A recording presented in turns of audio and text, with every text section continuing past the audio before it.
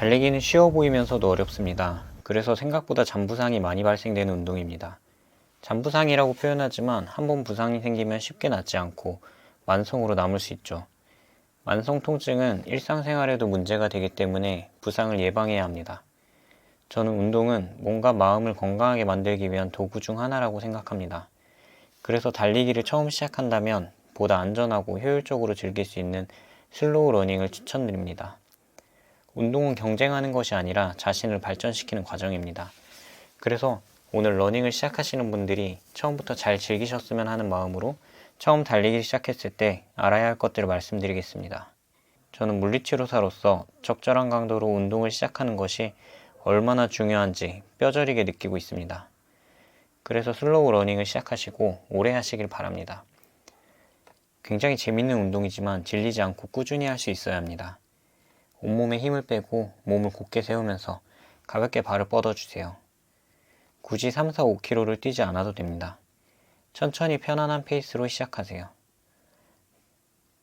건강한 러닝은 속도와 거리는 큰 의미가 없으며 러닝의 지속성만 생각하시면 됩니다.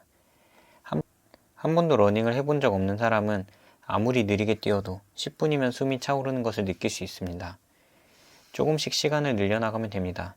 속도, 거리가 아닌 지속성입니다. 실력을 늘리고 싶다면 속도에 얽매이지 말고 거리에 집중하세요. 시계를 보고 속도를 신경 쓰지 마시고 달리는 거리에 집중해 보세요. 처음 슬로우 러닝을 시작할 때 걷는 것도 너무 좋습니다. 달리다가 걷는 구간을 포함시켜 달리기 시간을 점차 늘려보세요. 너무 무리하면 목적지까지 못 가거나 부상 확률이 높습니다. 그러니 달릴 때는 편안하고 대화할 수 있는 정도의 페이스를 유지해주세요. 달리기는 정말 재밌는 운동입니다. 그러니 천천히 시작하고 점차 성장하는 재미를 느껴보세요. 처음 달리기를 시작했을 때 너무 빨리 시작하기 쉽습니다. 특히 자신의 페이스를 모를 땐 더더욱 어렵죠. 하지만 몇 블록을 너무 빠르게 달리면 배에 타는 듯한 느낌이 느껴지고 가슴이 요동치면서 숨을 가다듬는 것이 힘들게 느껴지실 겁니다. 그때 멈추고 싶은 생각이 들고 그게 반복되면 그만 뛰고 싶어집니다. 초반에도 말씀드렸듯이 운동은 경쟁하는 것이 아니라 자신을 발전시키는 과정입니다. 처음 시작할 때는 빨리 달리기 쉽지만 오래 뛰기는 어렵습니다. 저는 달리기를 시작하신다면 천천히 뛰시라 하고 싶습니다. 천천히 뛸 때 대화를 할 수 있는 페이스인지 확인해 보세요. 호흡하며 달릴 수 있게끔 해보세요. 처음부터 빠른 속도를 내려고 하기보다 목표 지점을 채우는 느낌으로 성취감을 느끼면서 해보시면 좋습니다. 때로 목표만큼 못하는 날도 있습니다. 그래도 괜찮습니다. 저는 그런 날 러닝을 뛰러 온 그 자체를 뿌듯해합니다. 왜냐면 적어도 몸을 일으켜서 러닝을 하러 나왔고 꾸준히 운동을 한다는 그 자체가 이미 많은 것을 성취한 상태라고 생각합니다. 그리고 신발에 대해 얘기해 보겠습니다. 신발은 어떤 게 나에게 잘 맞는지 찾는 노력이 필요합니다. 러닝 신발을 고를 때 3가지 체크리스트가 있습니다. 신었을 때 발가락을 움직일 수가 있는지, 발이 너무 딱 맞진 않은지, 발이 러닝할 때 과도하게 발바닥 안쪽으로 기울거나 바깥쪽으로 기울어지진 않는지를 고려합니다. 사람마다 발은 다양한 모양과 크기를 가지고 있습니다. 어떤 신발은 아치가 높은 발에 맞고 어떤 건 트레일용이며 어떤 거는 맨발의 느낌을 추구합니다. 그러므로 저에게 맞는 신발이 여러분에게는 맞지 않을 수 있습니다. 발이 실제로 어떻게 움직이는지 확실하지 않다면 근처 매장에서 가서 신발을 꼭 신어보시고 구매하시는 것을 추천드립니다. 발에 맞는 신발을 신는 것이 싼 신발을 사는 것보다 돈을 더 아끼게 되실 겁니다. 그리고 러닝을 가기 전 밥을 먹어야 할까요? 간식을 먹어야 할까요? 아니면 아무것도 먹지 말아야 할까요? 언제 먹어야 할까요?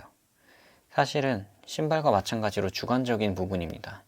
개인적으로 저는 2가지 방법을 쓰고 있는데요.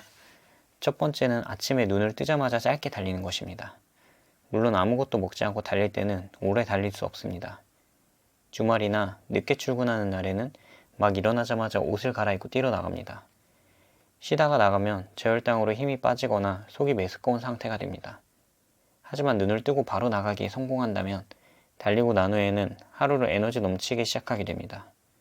2번째 방법은 달리기 전 1시간 전으로 간식을 먹습니다. 보통 사과나 바나나를 먹습니다.